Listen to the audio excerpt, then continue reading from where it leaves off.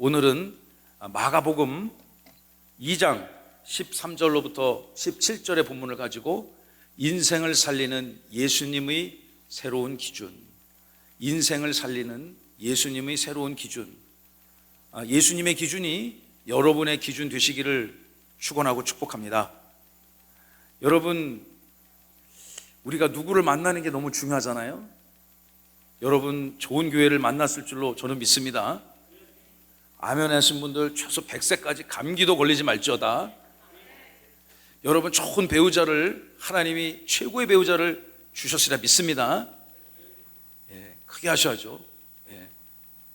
뭐 전 세계 최고는 아니겠지만 여러분의 영혼을 가장 잘 아시는 하나님께서 최적의 맞춤형 배우자를 주셨을 줄로 믿습니다. 아멘. 또 여러분의 사랑하는 자녀들도 이 세상 살아가며 존귀한 삶을 풍성히 누려야 되겠죠. 이제 다음 주면은 우리 아이들 학교 가지 않습니까? 부모님들이 열심히 기도하셔야 돼요. 좋은 선생님 만나고 또 좋은 친구들만 만나게 해달라고 날마다 기도하시기 바랍니다. 수많은 인생, 저도 수많은 인생 만났습니다. 제가 목회를 한참 고민할 때 우리 이경선 목사님께서 저에게 이런 얘기로 축복해 주셨어요. 원 목사는 평신도 시절에 교회를 잘 섬겼기 때문에, 선하게 섬겼기 때문에 그런 분들만 보내주실 것이다. 갑자기 굉장히 겸손해지셨는데 여러분들이 그런 분들이라는 것을 저는 말씀하고 싶습니다. 정말로 그분의 그 축복 선언이 저는 그대로 제 삶과 교회와 사역에 현실화된다고 믿습니다. 이렇게 귀한 분들과 함께 예배할 수 있게 돼서 너무 고맙고요. 저도 또 귀한 배우자를 만났고 귀한 자녀들, 또 인생의 중요한 스승 조력자들을 만났습니다. 그런데 여러분, 인생 살면서 혹시 이런 얘기 들어본 적 있지 않아요? 사람은 안 변하는겨. 들어봤다 1번, 못 들어봤다 2번. 시작. 압도적으로 1번이 많아요. 저도 들어봤습니다. 일부 예배 때도 막 그냥 고민할 것도 없이 무조건 1번이라고 다들 그러시더라고요. 사람 안 변한다고 본질이 변하겠냐고. 그런 얘기 저도 많이 들어봤습니다. 그러나 여러분, 예수님 만나면 죄인이 의인됨을 믿으시기 바랍니다. 이제까지는 내가 정한 기준으로 살다가요, 이제 예수님 만나면 오늘 본문에 나오는 레위처럼, 세리들처럼, 죄인들처럼 그들의 전인격이 변화되어지고 하나님 앞에 영광을 올려드리는 삶의 기준으로 새롭게 정립될 줄을 믿으시기 바랍니다. 여러분, 이 기준이라는 게 굉장히 중요하잖아요. 내가 어떤 잣대로 세상을 바라보고 내가 또 어떤 가치로 살아가는가. 제가 군대를 가봤습니다. 지금으로부터 한 33년 전에 육군 보병 제12사단 그곳에서 근무를 했습니다. 군대 가면, 여러분의 아들 군대 가면은 뭐부터 할까요? 그 영화 람보처럼 막 그냥 수류탄 막 까서 던지고 막 기관총 막 쏘고 김정은 때려잡자, 고지를 점령하라, 이런 거 할까요? 물론 해야죠. 국가의 안위와 국민의 생명을 지키기 위해서. 물론 순차적으로 하는데 제일로 먼저 가니까 여러분 저것부터 가르치더라고요. 뭐부터 가냐면은 앉아 일어나, 앉아 일어나, 앉아 일어나, 일어서 앉아, 이런 거 가르치면서 차렷, 이거부터 가르치는 거예요. 차렷. 여러분, 근데 제가 제대하고서 30년이 넘었는데 사회생활하면서 한 번도 차렷, 이것을 저보고 해보라는 사람이 없었어요. 사회에서는 그게 필요가 없어.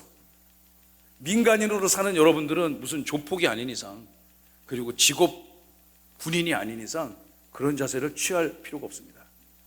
그런데 처음 가자마자 이제 엄마 아빠 사진 좀 보여주시면, 우리 윤미숙 집사님 아들 찾아봐요. 저기서 군대 간 아들 찾아보세요.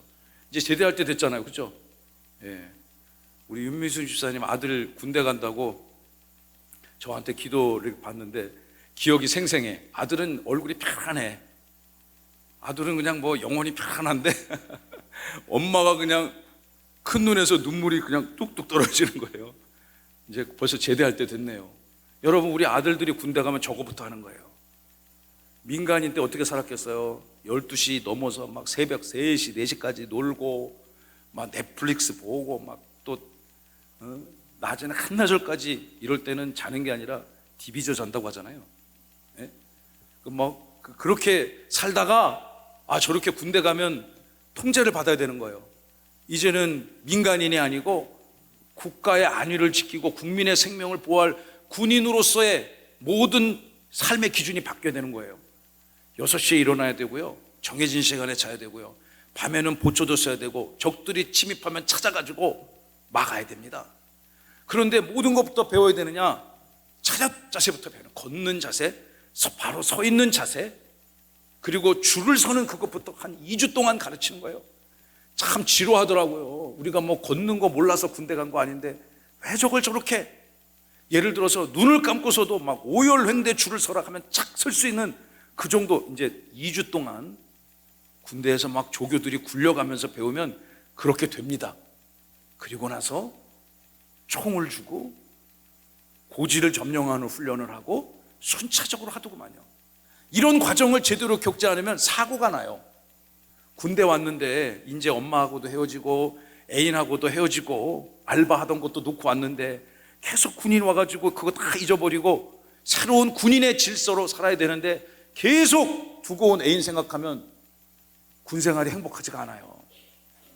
여러분, 이렇게 어떤 삶의 환경이 바뀌면서 우리의 기준이 완전히 바뀌어질 때가 있습니다. 오늘 살아계신 하나님의 말씀, 이 본문을 묵상하시면서 여러분이 오늘로부터 어떤 기준과 가치를 가져야 되는가, 예수님이 제시하는 그 기준이 여러분의 기준이 되시기를 주님의 이름으로 축원합니다.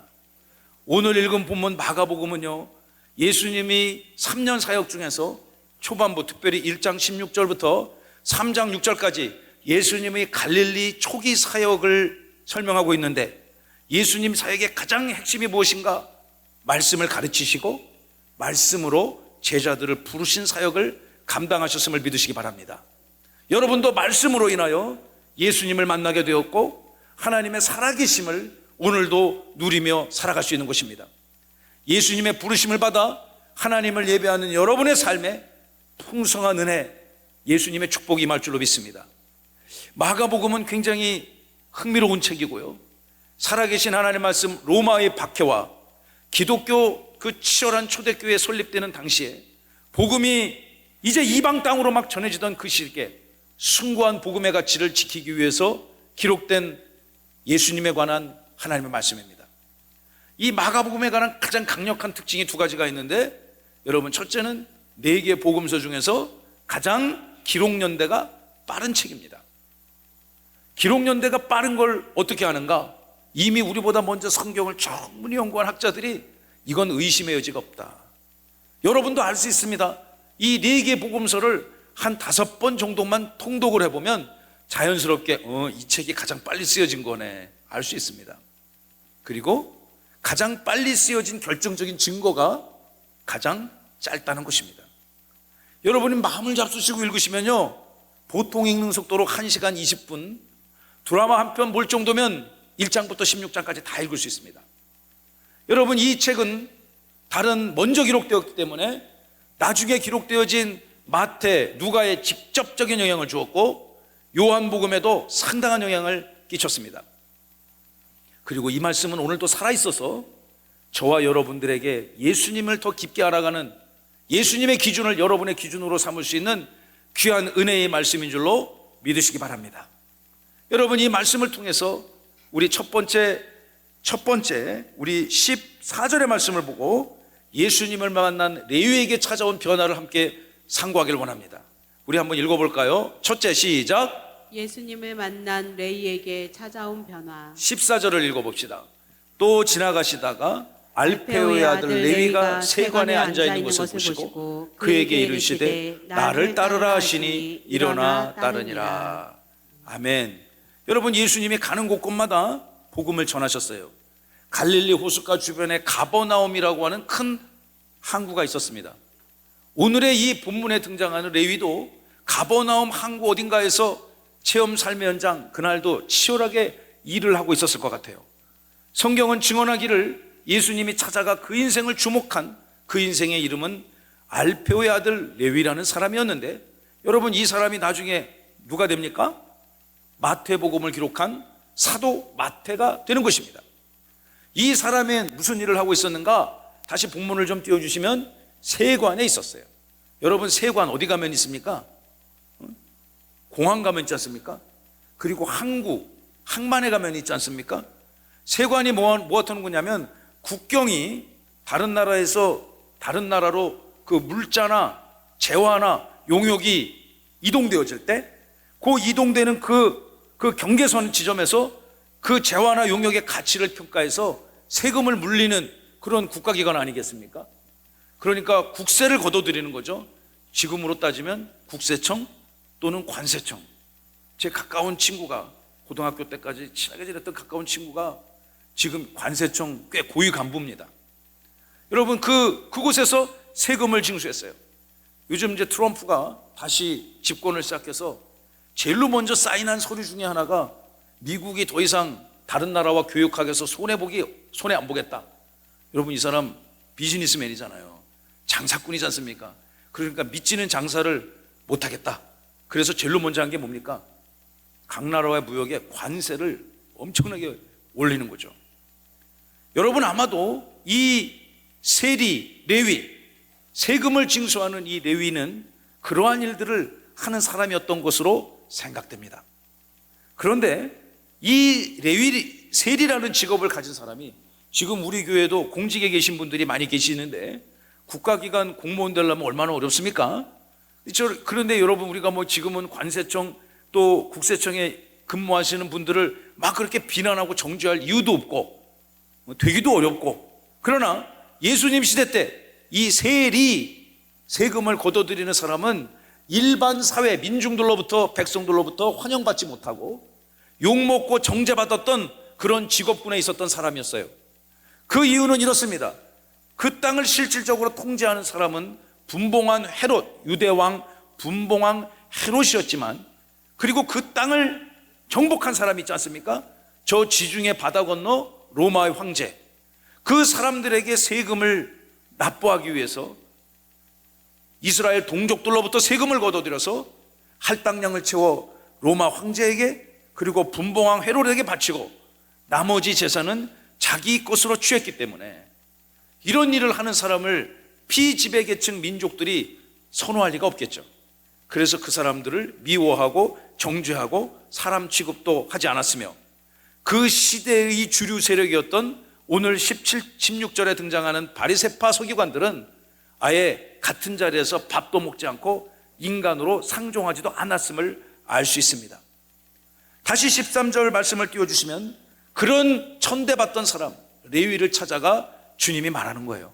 우리 지금 2025년 3월 2일이죠. 오늘 이 자리에 함께 이 본문을 묵상하지만, 여러분이 지금 2000년 전 갈릴리 호숫가 가버나움 어느 항구에 어떤 한 공무원이 장부를 펴놓고, 장부를 꼼꼼히 세금 징수 장부를 기록했겠죠.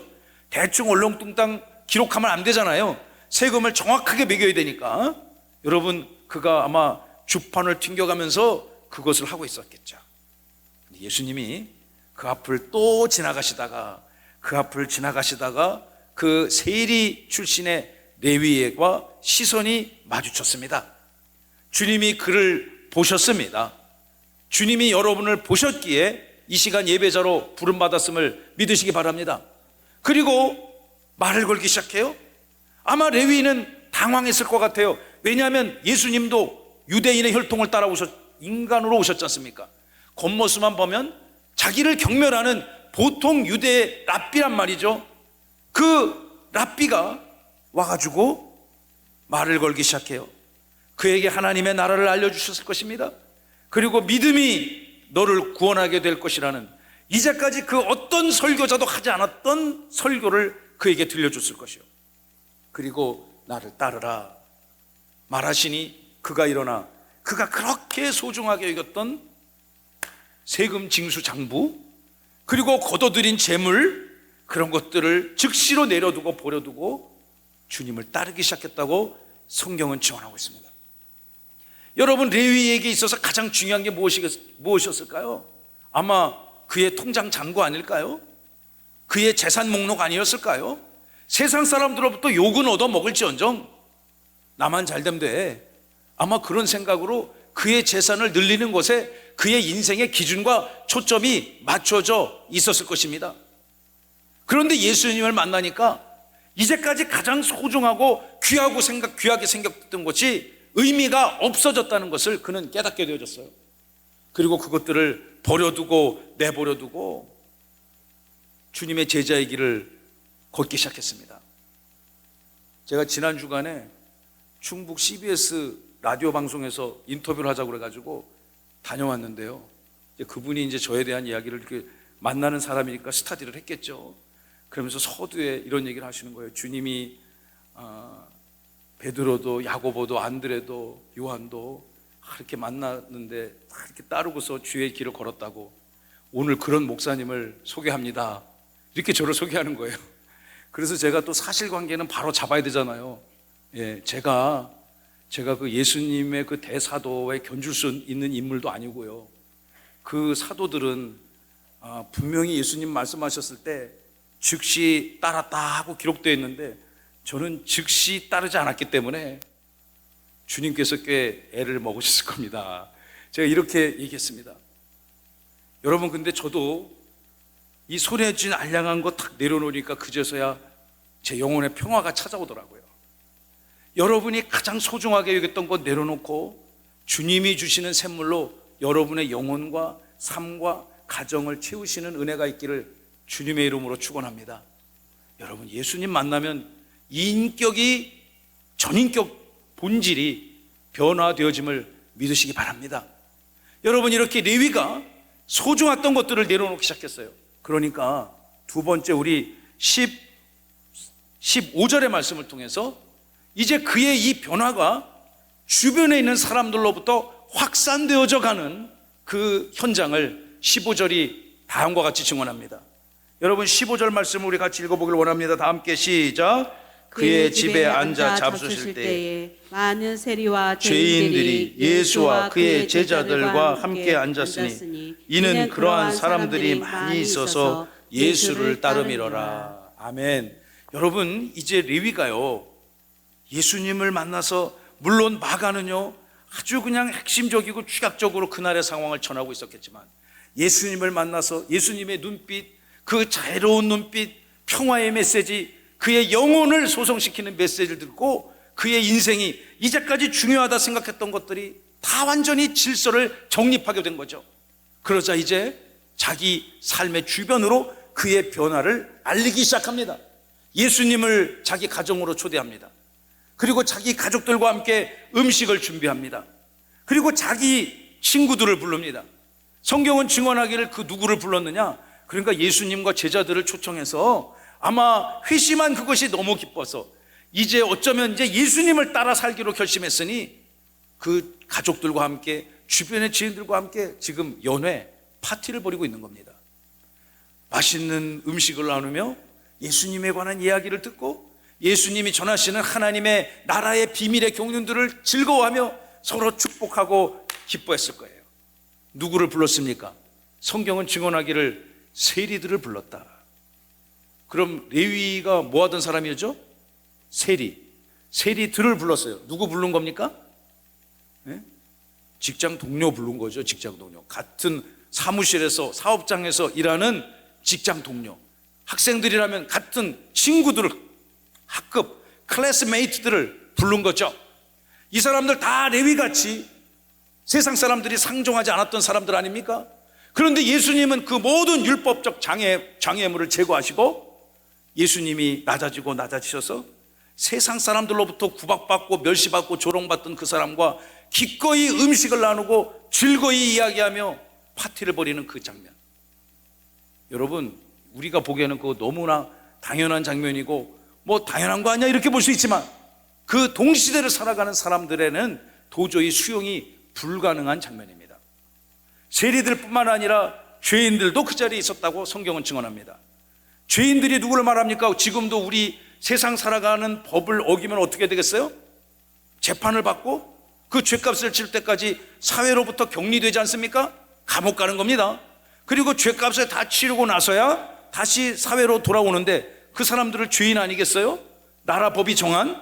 근데 여기서 말하는 그 죄인은 그런 죄인들과는 다르고, 당시 유대 율법 사회를 지배하고 있었던 율법적 가치관에서 부정하다고 생각되는 사람들, 예를 들어서 동물을 죽여서 생계를 영업하는 사람들, 그리고 생계를 유지하는 사람들, 그 죽은 동물의 가죽을 가공해서 또 생계를 유지했던 사람들, 그런 사람들 다 죄인들로 간주됐어요. 여러분, 이 레위가 예수님을 만나니까 자기의 사죄를 풀어서 자기 집을 공개하고 예수님과 함께 은혜를 나누는 삶의 은혜로 확대되어져 가고 있는 거예요. 오늘날 예수님을 맞이한 여러분들, 여러분의 실제적인 살아가는 삶의 현장에 하나님의 선하심, 하나님의 사랑을 주변의 이웃들에게 널리 전하시는 예수님의 제자로 살아가시기를 축원하고 축복합니다. 근데 여기 이제 기쁨의 잔치, 풍성한 먹을거리가 있지 않습니까? 어떤 목사님이 그러더라고요. 목회의 절반은 목회라고. 성도들하고 같이 맛있게 음식 나누고 커피도 먹고 빵도 먹고 고기도 구워 먹고 하면서 삶을 나누는 거 그거 굉장히 중요하다고. 제가 보기에 그것도 먹는 거 중요하죠. 예수님이 낮고 천한 자들, 그러나 구원받아야 될 그런 귀한 인생들, 그들을 찾아가 모든 율법적 장애물을, 기준을 제거시켜 버리셨어요. 이 아름다운 현장, 즐거운 현장에 그 현장을 바라보는 또 다른 사람들이 있는데, 이 사람들 아주 못된 사람들입니다. 성경은 그들을 이렇게 증언하는데, 우리 세 번째 말씀 한번 살펴보기를 원합니다. 왜곡된 율법의 지배를 받는 사람들, 예수님의 가치가 아니고 자기들이 만들어 놓은 유대 율법 사회를 지탱하는 그 가치관의 사람들을 프레임에 갇혀놓고 가둬놓은 사람들, 그리고 구원도 그들의 마음에 들어야 구원받을 수 있다고 주장했던 사람들, 바리새인들은 어떻게 이 상황을 바라보는지 성경 16절을 통해서 함께 살펴보기를 원합니다. 다 함께 읽어봅니다. 시작. 바리새인의 서기관들이 예수께서 죄인 및 세리들과 함께 잡수시는 것을 보고 그의 제자들에게 이르되 어찌하여 세리 및 죄인들과 함께 먹는가? 여러분, 그 자리에 바리새파 서기관들이 있었어요.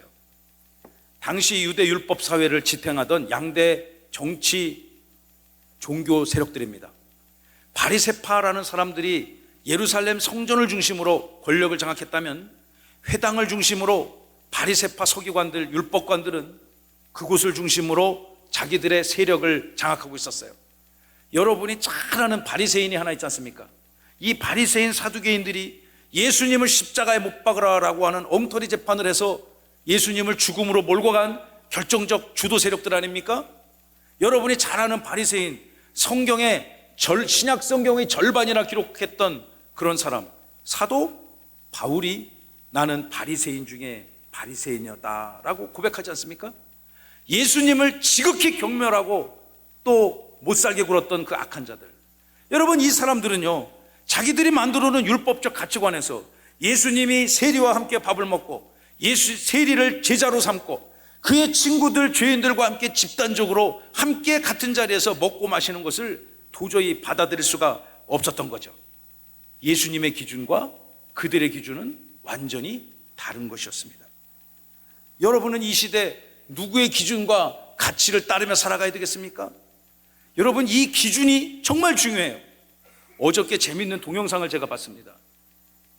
전쟁 중인 우크라이나의 젤렌스키 대통령이 이제 미국 대통령 새로 들어왔으니까 정상회담을 하러 워싱턴을 간 것 같아요. 워낙 어저께 유명한 동영상이라 핫 이슈라서, 뉴스라서 보신 분들 있을 것 같습니다. 그걸 보니까요, 그 전 세계 카메라가 다 켜지고 언론들이 다 지켜보는데 치열하게 싸우더구만요. 난 정상들이 모여가지고 그렇게 싸우는 거, 그 흔한 장면 아니지 않습니까? 결국 사인하기로 한 거, 사인이 뭐야, 뭐 그렇게 싸우는데, 응? 부부싸움 하면은 밥도 얻어먹기 어렵잖아요, 어떤 날. 아니, 특정 집을 두고 얘기하는 게 아닙니다. 일반적으로 그렇다는 거죠. 여러분, 다 합의를 몇 가지 합의를 해놨을 텐데 그 현장에서 싸우니까 충돌하니까 이거 정말 그 온 세계 사람들 앞에서 대통령들끼리도 만나면 저렇게 싸우는가를 여지없이 보여줬어요. 그거 보니까 이 사람이 이제 아마 전쟁 중이니까 양복을 안 입고 가는 게 그 사람 철학인가 봐.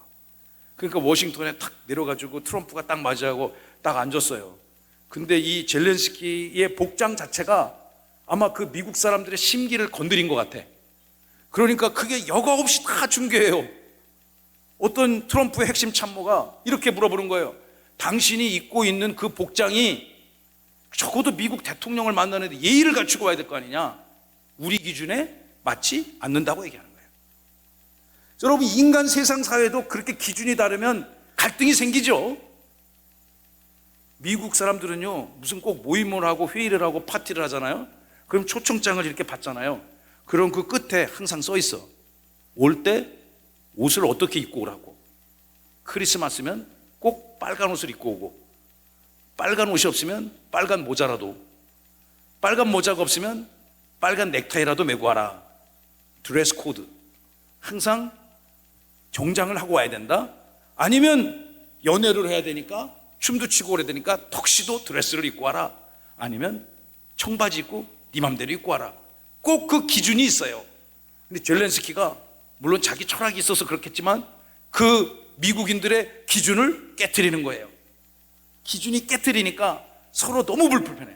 사사건건 의견을 충돌해서 결국 대판 싸우고 헤어졌어요.